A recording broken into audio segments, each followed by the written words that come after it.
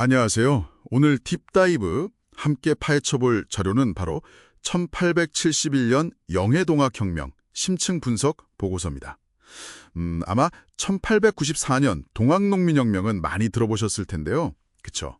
근데 이건 그보다 한 20년, 23년 정도 앞선 사건인데 보통은 이필제의 난, 이 정도로만 아시는 경우가 많죠.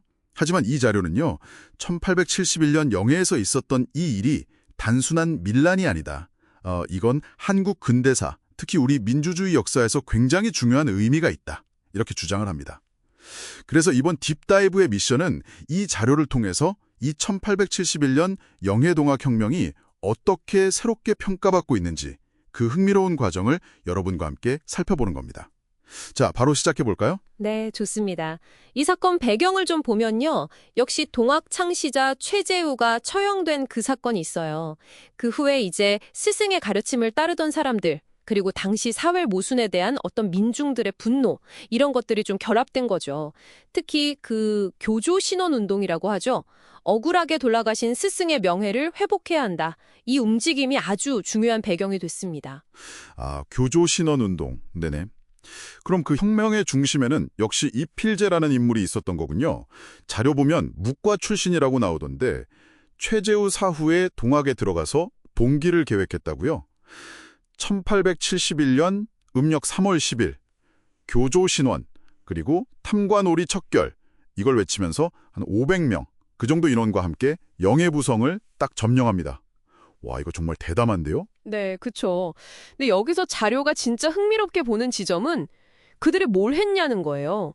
그냥 점령만 한 게 아니라 부패했다고 알려진 그 영해부사 이정이라는 사람을 붙잡아서 처형을 하고요.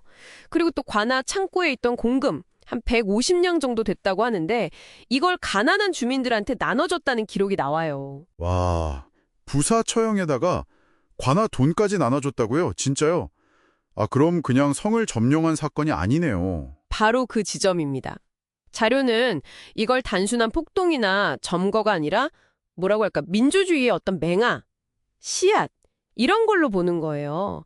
그러니까 백성이 직접 나서서 부패한 권력을 심판하고 그렇죠. 그리고 공적인 재산을 재분배하려고 시도했다는 거죠. 네네. 이게 비록 결과적으로 짤막고 규모가 크진 않았어도 민중이 주체가 돼서 뭔가 해보려고 했다는 것. 동학의 그 사인여천 사상 있잖아요. 사람이 곧 하늘이다. 네, 사람을 하늘처럼 섬겨라. 네, 그 사상이 실제 행동으로 나타난 사례다. 이렇게 보는 거죠.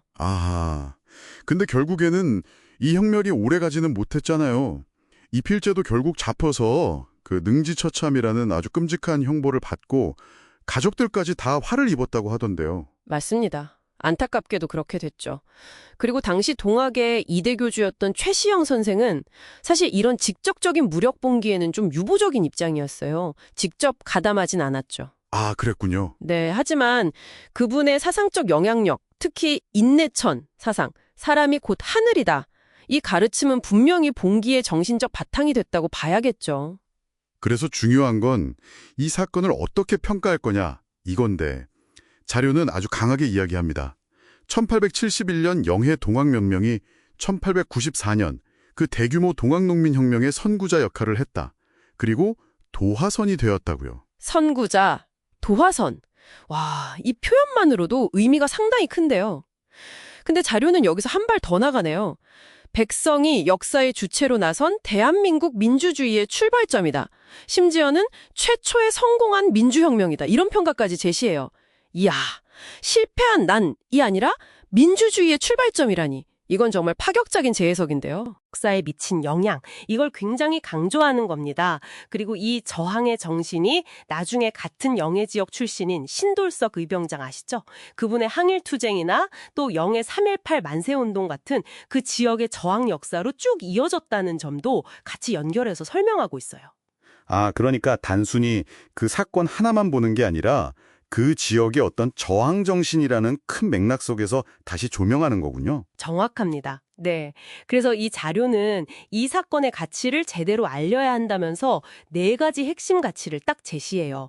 첫째, 대한민국 민주주의의 출발점이다. 둘째, 1894년 혁명의 선구자다. 셋째, 인내천 사상, 즉 사람이 하늘이라는 믿음을 실천한 거다. 넷째, 영해 지역 저항 정신을 계승 발전시켰다. 이 네 가지를 막 홍보해야 한다고 주장하는 거죠. 과거에 그냥 실패한 사건으로 묻어둘 게 아니라 지금 우리의 민주주의와 연결되는 살아있는 역사로 봐야 한다. 이런 이야기네요. 네, 바로 그겁니다. 아, 그리고 이거 하나 진짜 흥미로운데요.